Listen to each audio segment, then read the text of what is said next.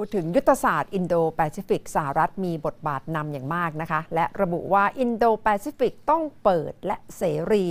ถึงแม้จะไม่ได้ระบุชื่อประเทศโดยตรงแต่ก็พอจะประเมินได้นะคะว่าสหรัฐอาจจะต้องการสกัดกั้นประเทศจีนอีกด้านหนึ่งสหภาพยุโรปก็พยายามเร่งความร่วมมือในอินโดแปซิฟิกมากยิ่งขึ้นค่ะและช่วงเวลานี้ทูตพิเศษของสหภาพยุโรปด้านอินโดแปซิฟิกกำลังอยู่ระหว่างเยือนประเทศไทยและดิฉันได้สัมภาษณ์พิเศษในวันนี้ค่ะ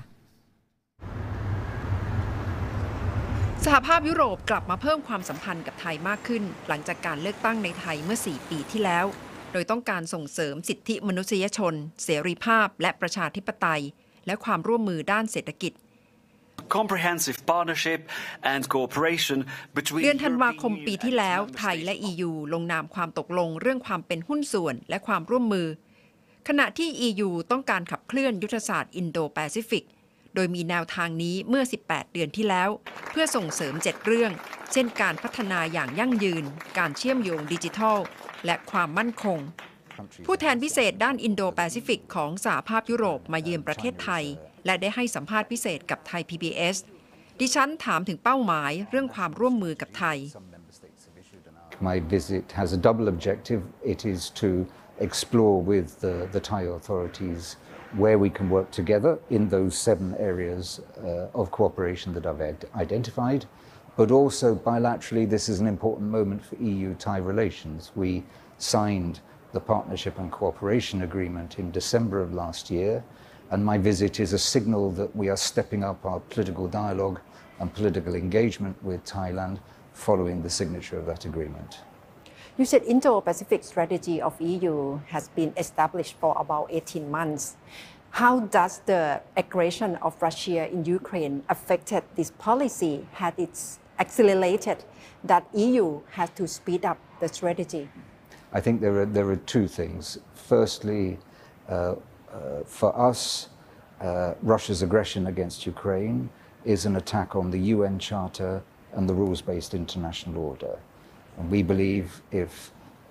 this sort of thing happens in Europe, it can happen on other continents. And therefore, we hope that our Indo-Pacific partners see the importance of upholding international law, defending the UN Charter, as Thailand has done in the latest UN General Assembly resolution. That's the first thing. The second thing is that we see the economy and prosperity of Europe tied ever more closely to the Indo-Pacific region and vice versa. I have to say that we have seen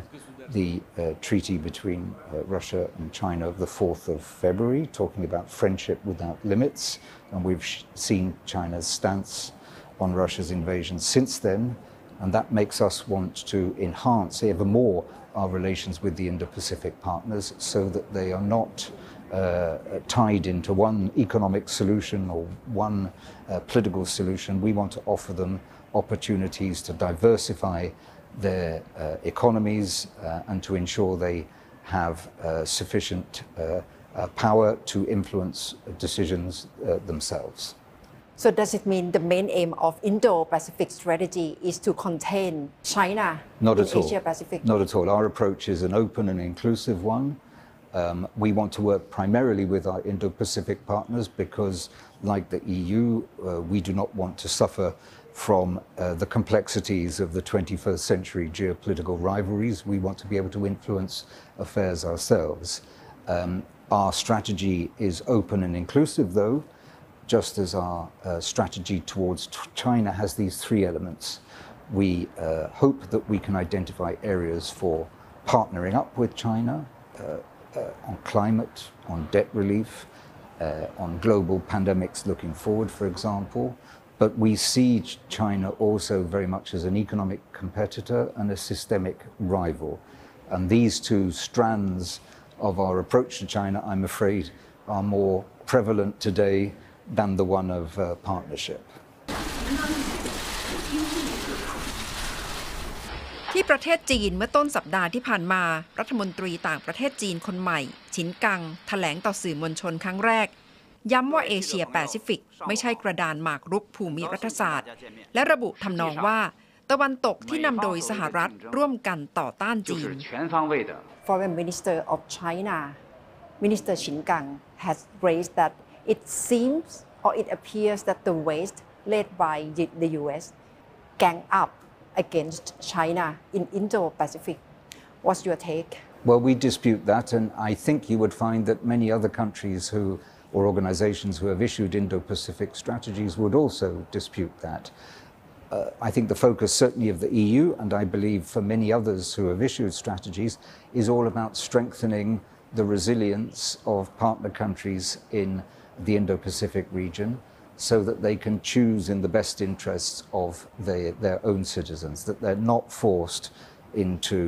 working with one partner alone. We recognize that China is an important economic partner for many, many countries, including the EU. But we want to, by cooperating with our partners in the Indo-Pacific, we want to strengthen them, make them more resilient, and offer them alternatives for their development. But with the opposing values in terms of human rights and democracy, probably these countries in the region, especially ASEAN countries,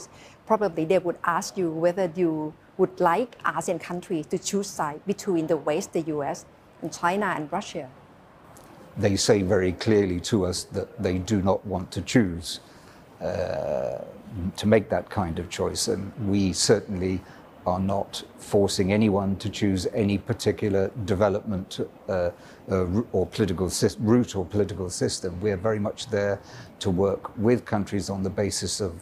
our cooperation offer.